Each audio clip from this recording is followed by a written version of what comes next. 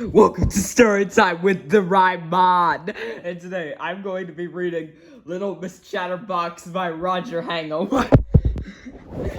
What in the actual world's not saying Roger Hangover? That is just an exclusive meme template brought to you by the National Space Station when you get... Yeah, I need to meet another kick. So anyways, I'm going to start reading this book.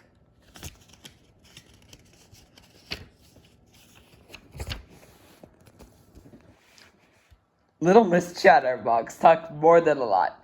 She talked all the time, day in and day out, week after week, month after month, year in and year out. She never stopped. She didn't know it, but she even talked in her sleep.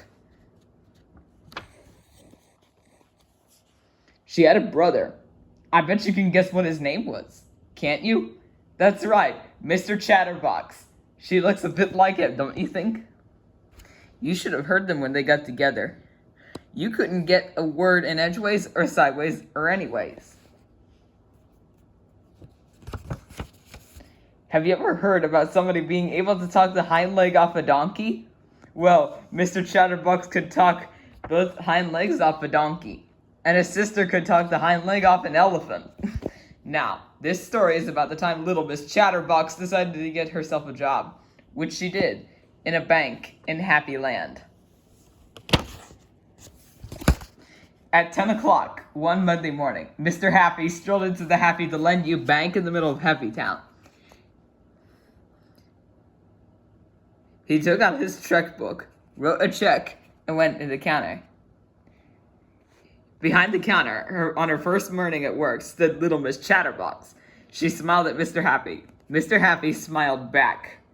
"Good morning," he said cheerfully.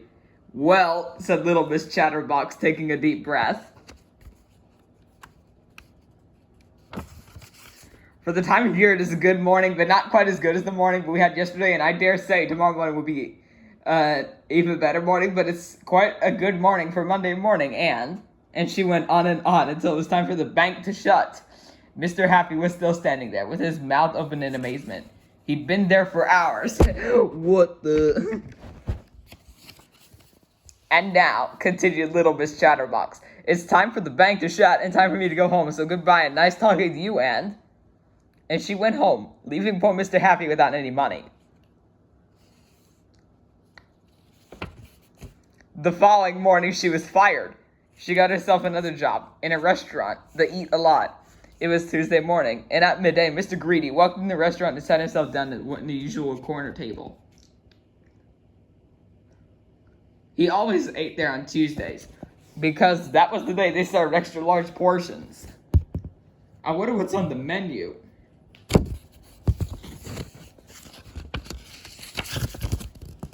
The waitress came up to take his order. "What's the soup of the day?" Mr. Greedy asked the waitress.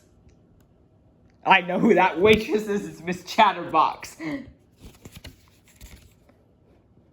"Well," said Little Miss Chatterbox, for she was the waitress, "the soup of the day is tomato, but we also have other soups on the menu, such as oxtail and vegetable and chicken noodle. But we have lots of other things to start with, such as..." And she went on and on and on until midnight.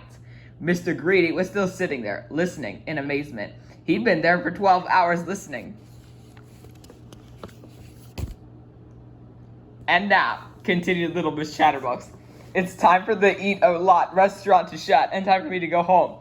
So goodbye and nice talking to you, Anne." And she went home, leaving poor Mr. Greedy feeling rather empty. They need a new customer. The next morning, she was fired. The same thing happened all week long. On Thursday morning, she was fired from her job as an assistant in a hat shop. Miss Splendid went into the shop to buy herself a new hat, but she couldn't. "Oh, madam, I just love the hat for you, and I know you're going to love it because it's pink, and pink is your color," and it was all talk, and no hat.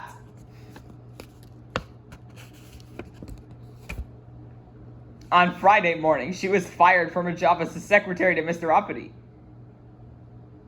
Mr. Uppity, incidentally, was the richest man in the world.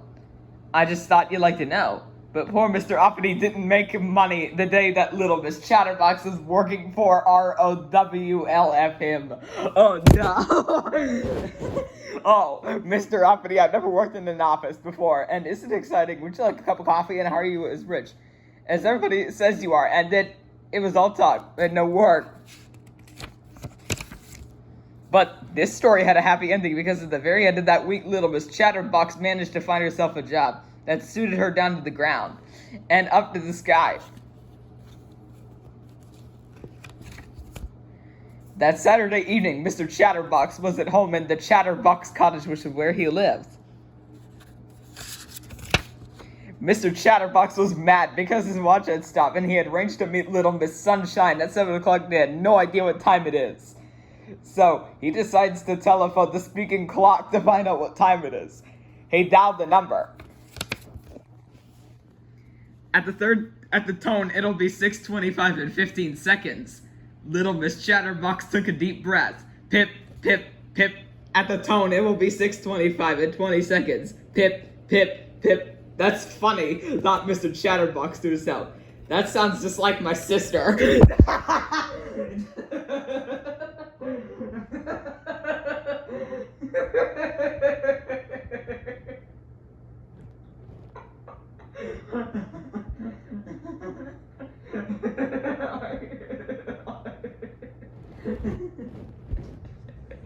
What the fard?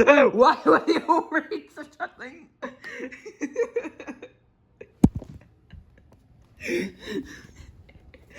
What the heck? Mr.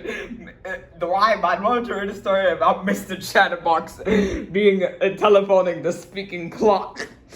Because it's fun.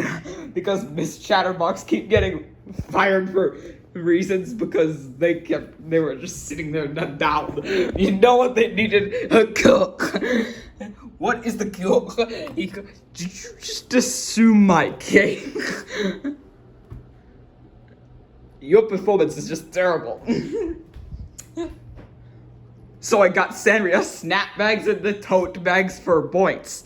You get your freaks and you go. Time to knock over the makeup. 1, 2, 3, boom. Be careful with that lamp.